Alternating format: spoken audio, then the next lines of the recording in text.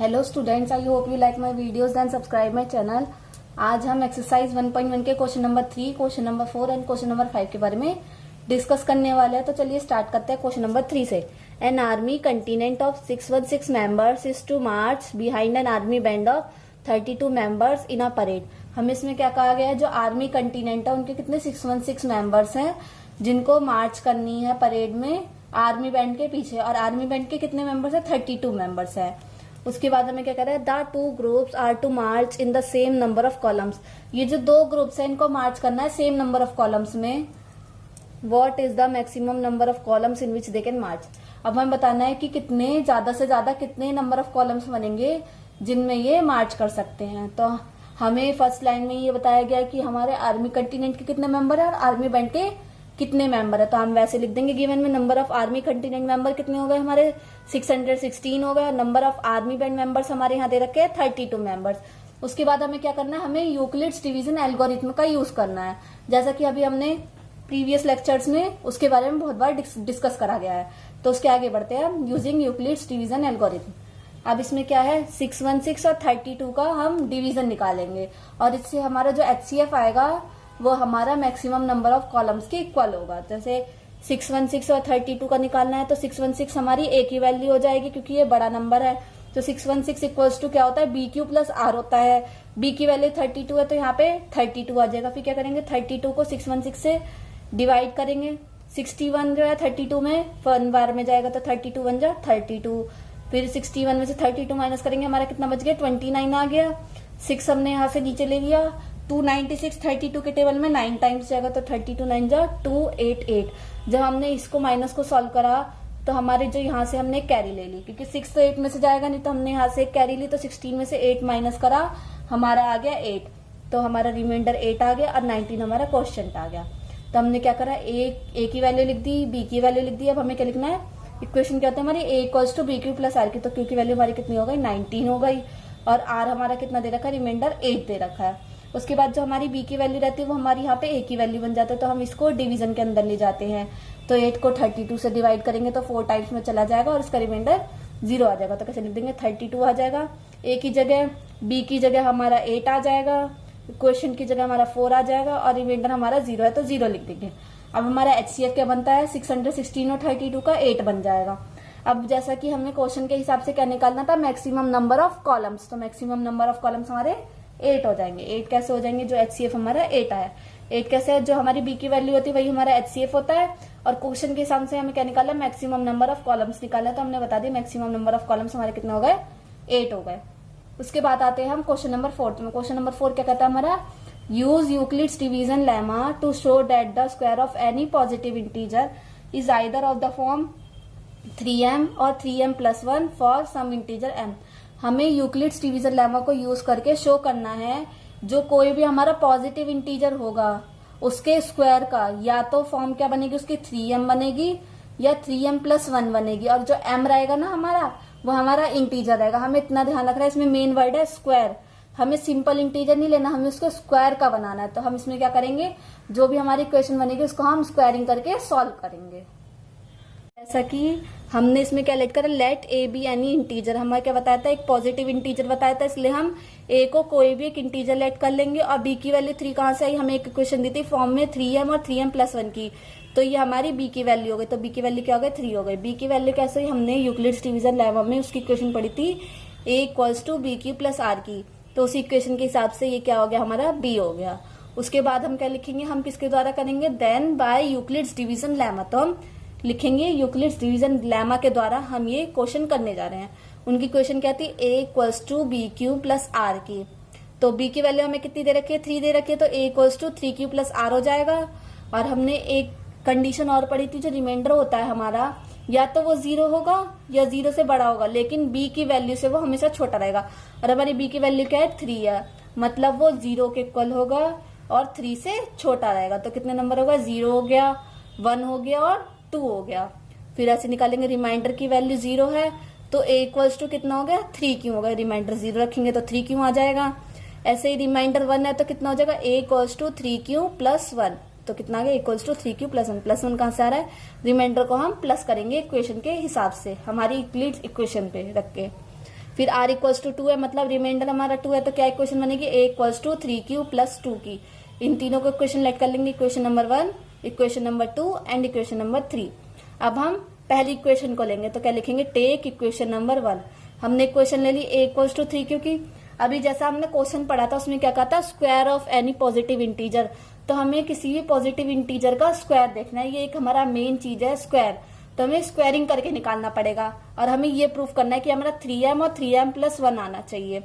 तो हमने स्क्वायरिंग कर दी दोनों की, तो क्या आ गया, a स्क्वायर आ गया और 3q का क्या हो जाएगा, 3q का whole square. a square as it is लिख दिया, 3q स्क्वायर का क्या हो जाएगा, 9q स्क्वायर आ जाएगा, होल स्क्वायर था उसका। तो फिर a स्क्वायर हो गया। फिर इसमें से हमने क्या करा, 3 को बाहर ले लिया, 3q स्क्वायर जो बचा उसको हमने m कर लिया, m मान लिया है लेट करके। और m जो हो गया वो हमारा एक कांस्टेंट या इंटीजर कह सकते हैं। हमने m क्यू लेट करा, इसमें हमें 3m की फॉर्म बनानी है। तो 3m की फॉर्म बनाने के लिए हमने 3 तो कॉमन ले लिया इसमें से, लेकिन 3q स्क्वायर को m मानेंगे, जब तो हमारा 3m की वैल्यू आएगी और तभी तो इस फॉर्म में हमें प्रूफ कर पाएंगे। तो हमने 3q स्क्वायर इसलिए बाहर अंदर रखा है और इसको हमने m लेट कर लिया, और ये भी हमारा कोई इंटीजर हो गया। इसमें जैसे कि बताया कि जो m है हमारा क्वेश्चन में वो कोई भी एक इंटीजर है। तो a square equals to 3 into 3q square हो गया। 3q स्क्वायर को हमने m मान लिया, तो लिख दिया where m equals to 3q square. तो हमारी a स्क्वायर की क्या वैल्यू आ गई, 3m आ गई। ऐसे ही अब हमें इक्वेशन कौन सी लेनी है, इक्वेशन नंबर 2 लेनी है। इक्वेशन नंबर 2 को कैसे सॉल्व करेंगे, equals to 3q plus 1, squaring both side कर देंगे, a स्क्वायर इसका आ जाएगा 3q प्लस 1 का होल स्क्वायर। हमने पढ़ा था a प्लस b का होल स्क्वायर क्या होता है, a square plus b square plus 2ab। तो कैसे कर देंगे, a स्क्वायर का a स्क्वायर आ गया एज इट इज।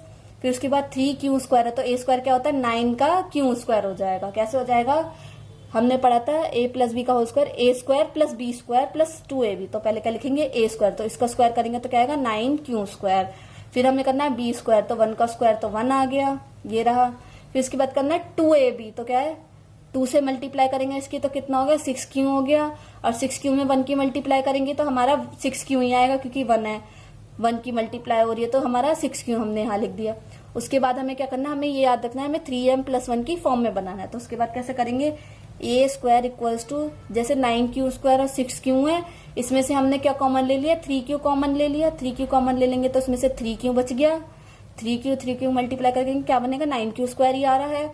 ऐसे ही 3q और 2 की मल्टीप्लाई करेंगे तो हमारा 6q बच रहा है। तो कैसे कर लिया, हमने इनमें से, इन दोनों में से 9q स्क्वायर में से और 6q में से हमने 3q कॉमन ले लिया। तो उसका क्या बच गया, 3q होल का ब्रैकेट हो गया 3q प्लस 2। उसके बाद हमारा 1 जो कांस्टेंट था हमने 1 लिख दिया। अब जो ये हमारा q और उसके अंदर ब्रैकेट के अंदर 3q प्लस 2 बचा है उसको हम n मान लेंगे। तो a स्क्वायर इक्वल्स टू क्या हो जाएगा, 3m प्लस 1 हो जाएगा। वेयर m इक्वल्स टू हम लास्ट में लिख देंगे, जो m की वैल्यू है ये हमारी एक तरह से कांस्टेंट हो गई, तो हमने इसको m लेट कर लिया है।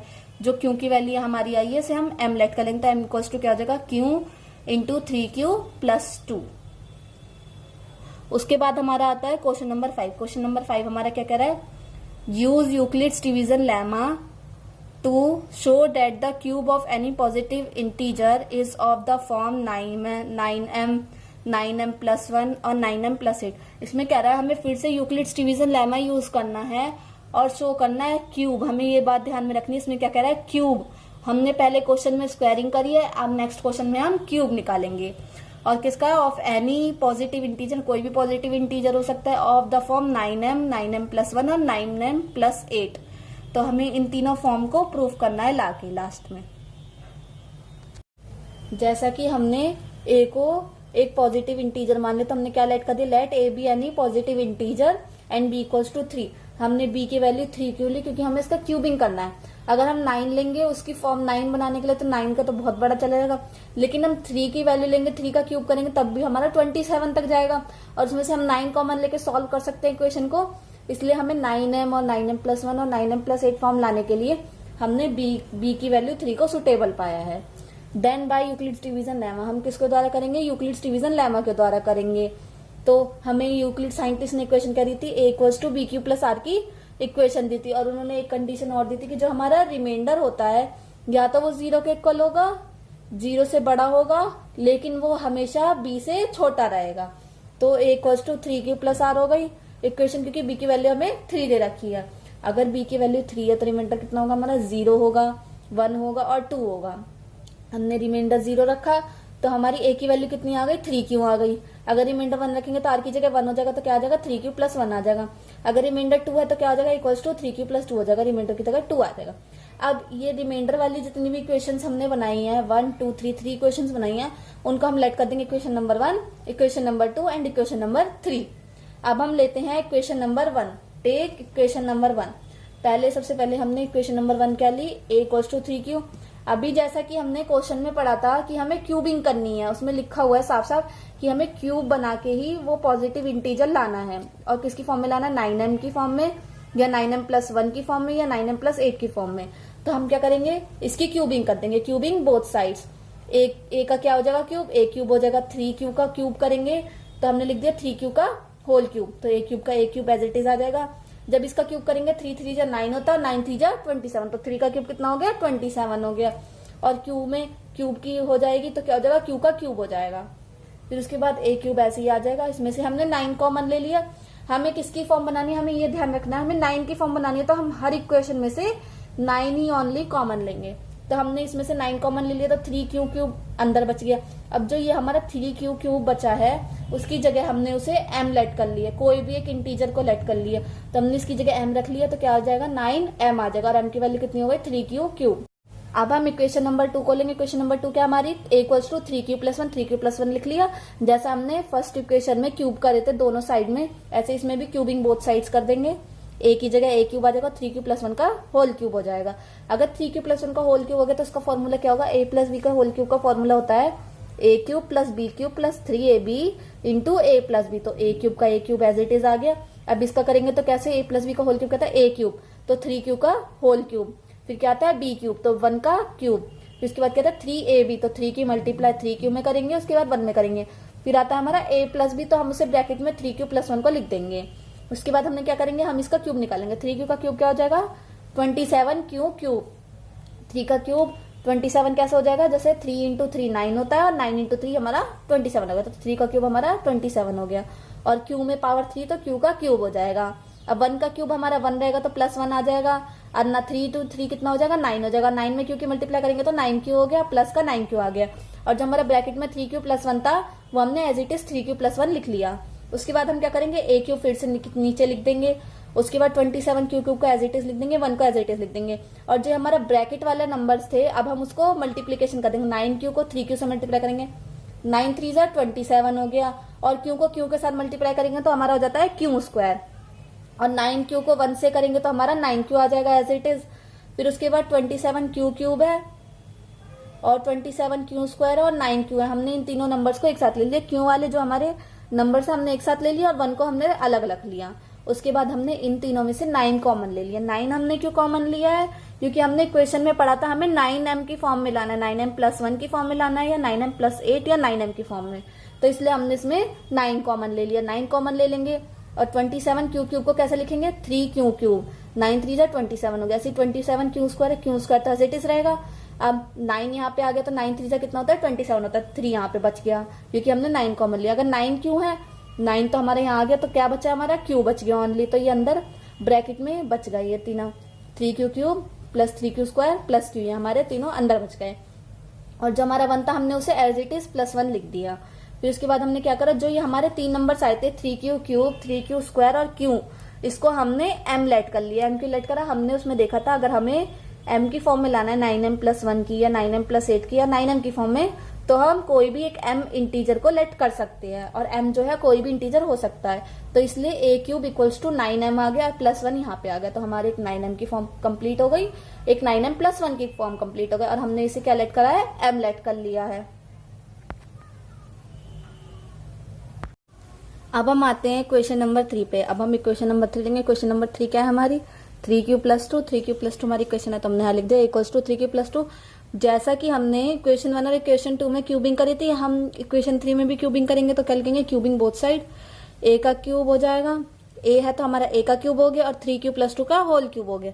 जैसा कि हमने फॉर्मूला पढ़ा है, फॉर्मूला क्या होता है, a प्लस b का होल क्यूब का a cube plus B cube plus 3ab into a plus B, तो फिर a क्यूब का मतलब क्या हो, 3q का होल क्यूब प्लस b का क्यूब मतलब 2 का होल क्यूब प्लस 3ab, 3 की मल्टीप्लाई 3q में और 2 में, और क्या आता है a प्लस बी, तो ब्रैकेट के अंदर 3q प्लस 2 को लिख देंगे। उसके बाद क्या करेंगे, a क्यूब का a क्यूब हमारा एज इट इज आ गया, 23q का होल क्यूब करना है, तो कैसे करेंगे, 3 का क्यूब कितना हो जाएगा, 3 इंटू 3 9 और 9 इंटू 3 27, तो हमारा 3 का क्यूब 27 आ गया। q का क्यूब करेंगे तो q का क्यूब लिख देंगे।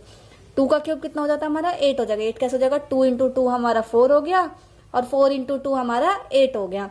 उसके बाद आता है 3 इंटू 3 हमारा 9 और 9 में 2 करेंगे तो 9 2 जा 18 और q का एज इट इज q लिख देंगे। और जो ब्रैकेट के अंदर हमने उसे ऐसे ही ब्रैकेट वाला सेम उतार लिया अभी 3q प्लस 2 को ब्रैकेट के अंदर। उसके बाद हमने क्या करा, 27q क्यूब को एज इट इज उतारा, प्लस 8 उसको भी एज इट इज उतारा, लेकिन ये जो हमारा ब्रैकेट वाला है ना, हम इसको अब एक्सपेंड करेंगे। कैसे करेंगे, 18 को 3 से मल्टीप्लाई करेंगे, 18 3 से कितना हो गया हमारा 54 हो गया, और क्यों की क्यू में मल्टीप्लाई करेंगे तो हमारा क्यू स्क्वायर हो जाएगा, फिर प्लस का साइन हो जाएगा। 18 2 से कितना हो गया हमारा 36, और क्यू के साथ और कोई क्यू है नहीं इसमें मल्टीप्लीकेशन के लिए, तो क्यू हमारा एज इट इज आ जाएगा। उसके बाद हम क्या करेंगे, हमारा a क्यूब का a cube as it is आ जाएगा, और जो हमारे क्यू वाले जितने भी नंबर्स हैं उन्हें हम एक साथ कर देंगे, और जो हमारा सिंपल नंबर रहेगा उसे हम अलग कर लेंगे। तो हमारा क्यू वाले क्या है, 27q क्यूब एक साथ होगा, 54q स्क्वायर लिख देंगे, फिर प्लस में प्लस 36q एक साथ लिख दिया, हमने क्यू वाले एक साथ कर दिए, और जो हमारा 8 बचा उसको हमने लास्ट में लिख दिया प्लस 8 करके, फिर हमारा a क्यूब आ गया। और जब हमारा 27 54 और 36 में से हमने क्या कॉमन ले लिया, 9 कॉमन ले लिया। 9 की कॉमन लिया, हमने क्वेश्चन में पढ़ा था हमें किसकी फॉर्म बनाना, 9m की फॉर्म में, 9m प्लस 1 की फॉर्म में, या 9m प्लस 8 की फॉर्म में। हमने 2 फॉर्म बना दिए, अब हमें 9m प्लस 8 की फॉर्म में बनाना है।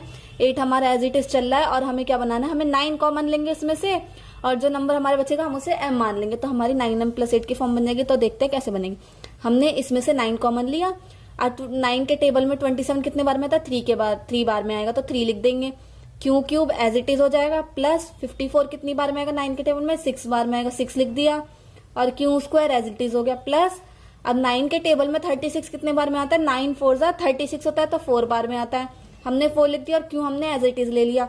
हमने इसमें क्यू कॉमन इसलिए नहीं लिया क्योंकि हमें कोई जरूरत नहीं है इसमें लेने की, क्योंकि हमें 9 बताना है ओनली, कि हमें 9m की फॉर्म बनाना है। अगर हम क्यू भी कॉमन लेंगे तो हम उसे भी m मान लेंगे, उसमें जरूरी नहीं है इसलिए क्यू कॉमन लेना है, इसलिए मैंने लिया नहीं। उसके बाद क्या हुआ, प्लस 8 का प्लस 8 एज इट इज आ गया। उसके बाद a क्यूब इक्वल्स टू जो भी हमारी ये वाली फॉर्म थी क्यू वाली, 3q cube plus 6q square plus 4q, इसे हमने क्या मान लिया, 8 मान लिया। हमने लास्ट में लिख भी दिया where m equals to 3q cube plus 6q square plus 4q, और हमारी a क्यूब की क्या फॉर्म बन गई, 9m प्लस 8। क्वेश्चन के हिसाब से हमारी तीनों फॉर्म हो गई कंप्लीट।